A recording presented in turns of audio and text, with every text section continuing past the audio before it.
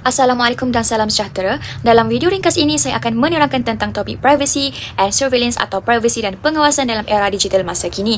Privacy ialah hak individu untuk mengawal maklumat peribadi mereka seperti nombor IC, alamat rumah, butiran bank dan lokasi. Pada zaman digital, privacy sangat penting kerana data ini boleh disalahgunakan oleh penjenayah untuk penipuan kewangan, pencurian identiti dan gangguan keselamatan.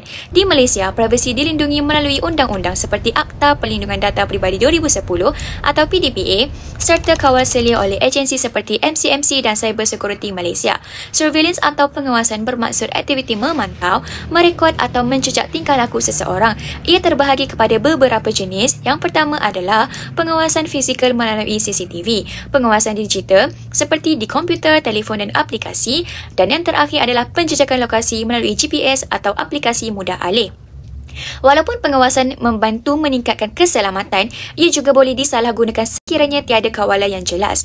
Di Malaysia, majikan dibenarkan memantau komputer pekerja tetapi perlu memaklumkan kepada pekerja terlebih dahulu. Pemantauan dibuat untuk melindungi data syarikat dan mengelakkan kebocoran maklumat. Sebagai contoh, penggunaan ActiveTrack, Tramind atau sistem Microsoft. Namun, majikan tidak boleh memantau perbualan peribadi atau telefon pekerja tanpa sebab yang sah.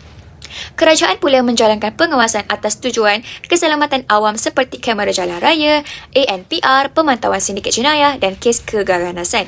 Tetapi kerajaan tidak boleh sewenang-wenangnya mencuri data atau memantau rakyat tanpa asas undang-undang. Untuk melindungi privasi, kita perlu menggunakan kata laluan yang kuat, matikan GPS sekiranya tidak perlu, mengelakkan kongsi maklumat peribadi yang berlebihan dan semak kebenaran aplikasi. Pengawasan menjadi isu etika apabila ia melampaui batas sehingga mengganggu hak kebebasan bersuara, bergerak dan berfikir. Secara kesimpulannya, keseimbangan antara keselamatan dan hak privasi mesti dijaga bagi memastikan rakyat kekal selamat tanpa mengorbankan hak peribadi mereka. Sekian, terima kasih.